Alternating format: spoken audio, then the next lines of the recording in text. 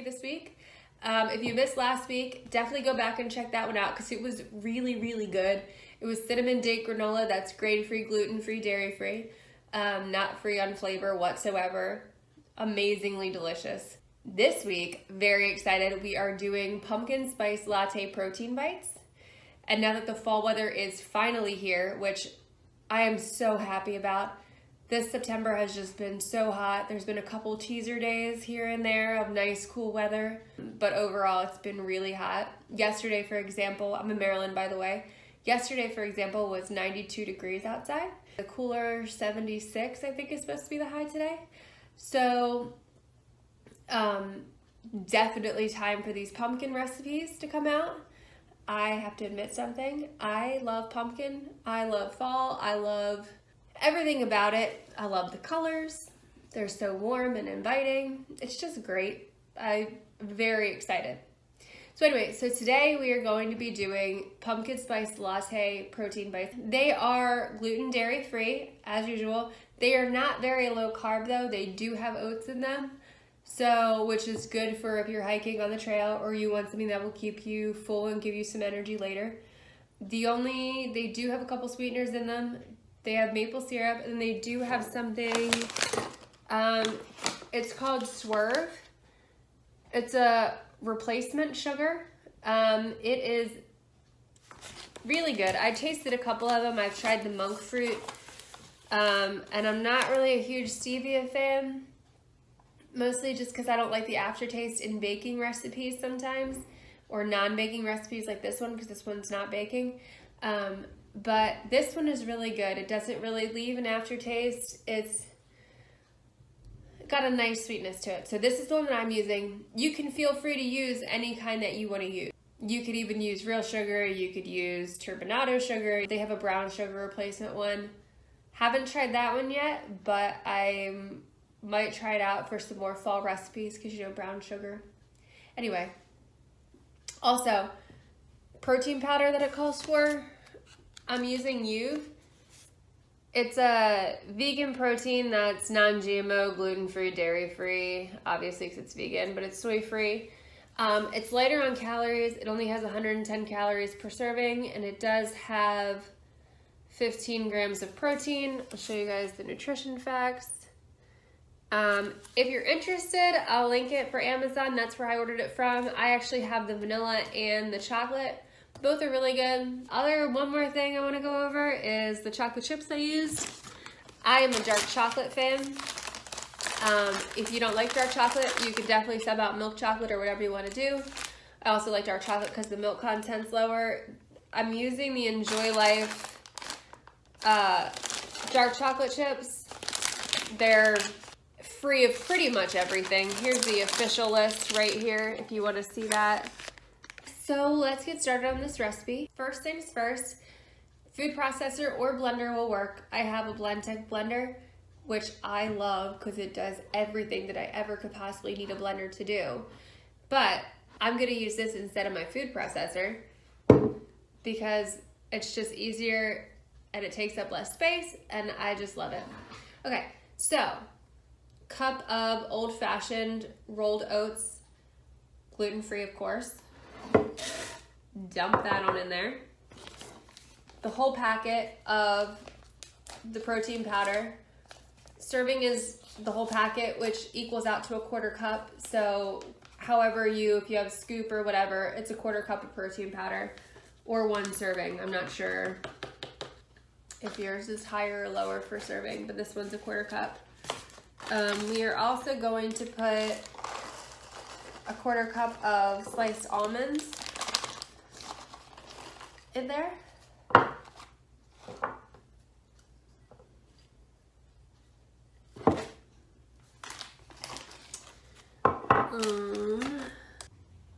Pumpkin pie spice, tablespoon of that.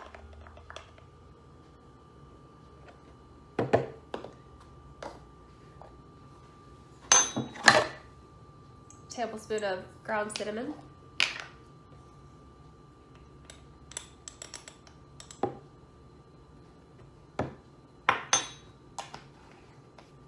And a half a teaspoon of sea salt.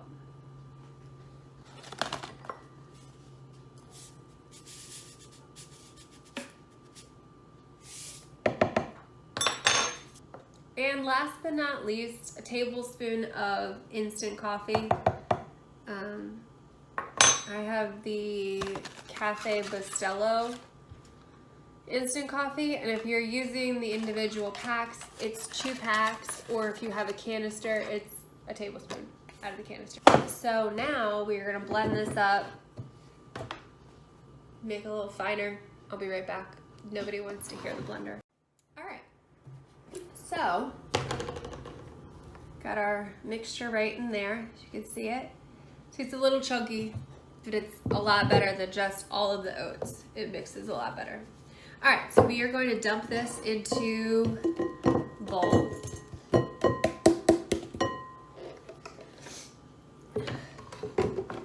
And then we're done with the blender, so we can set that aside. All right, so now we have our dry mix in the bowl. You can see it right in there. Like I said, still a little chunky, still some big oats in there, but definitely much smoother than it was before, and mixed, which is the most important part, obviously. All right, so we are going to add a 1/3 cup of pumpkin, and it's just 100% pure pumpkin. Just make sure you don't get the pumpkin pie filling. So we're gonna dump that on in.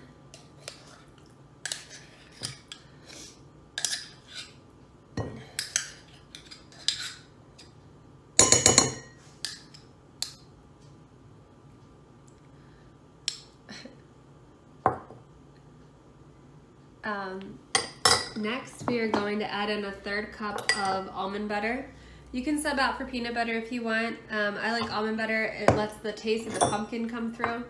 I think peanut butter is a little strong for this recipe. I love peanut butter, but it kind of takes over the taste. So we're gonna do almond butter. So we got a 1/3 cup of that. We're gonna dump on in there.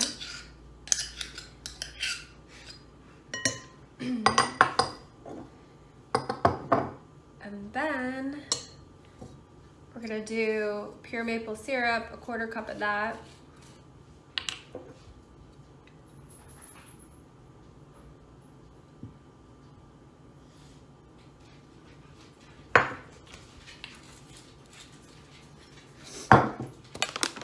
And mix in our swerve syrup too, swerve sugar. Mix in our swerve sugar replacement. And it's just gonna be a teaspoon of that. And we are also gonna mix in a teaspoon of vanilla extract.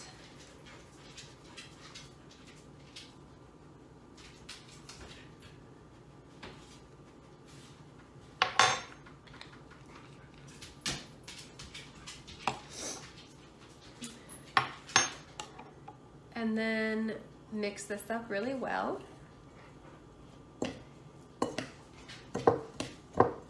It should be like kind of pasty after you mix it. I'll show you in 1 second. All right, we are all mixed up. This is what we got in the bowl. Now we're gonna add chocolate chips to it. I'm gonna do a 1/2 cup of chocolate chips in it.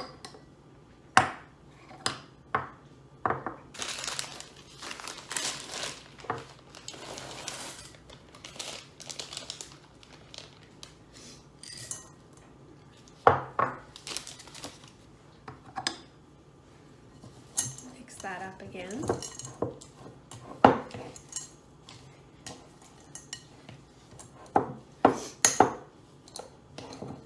All right guys, so we are ready to scoop. I'm gonna use my 1 tablespoon cookie dough scooper. It's just like a mini ice cream scoop, and it works great for this, similar to cookie dough, so go figure. So basically just gonna scoop it out. Make sure it's full, like so. And then just onto a plate, a baking sheet, a silpat mat, whichever one you want to do. Just go through and scoop them out. Make sure they're kind of even in size. If you don't have the scooper, you can roll them into a ball. You can use a tablespoon. You can, however you want to do it, whatever shape you want to do them, and it really doesn't matter. Just make sure they're all uniform. My recipe with the nutrition and everything is set up to be like 1 tablespoon ball size, so that's how I'm doing it. So yeah, so basically scoop these all out like we're gonna do and refrigerate them for a little while. They do get more flavorful the longer you refrigerate them. Obviously not for like weeks, but like refrigerate for like 2 to 3 hours before you eat them and they will be way better. The next day they're even better. The coffee and pumpkin flavors come out a little bit more. So a little patience goes a long way with these. Obviously, we're gonna all sample them immediately, but after sampling, hold off for a little bit and they will get better. Another thing you can do, optionally of course, is sprinkle a little more sea salt. It does make the taste of the coffee come out a little bit more, so that is really good as well, just depending on how much salt you like. I like things a little saltier and sweet, you know, the combo. So I am gonna sprinkle a little salt on top, not a lot, just like a nice pinch of salt. Yeah, so that's pretty much it. Refrigerate for like 2 to 3 hours and enjoy. Let me know what you guys think below.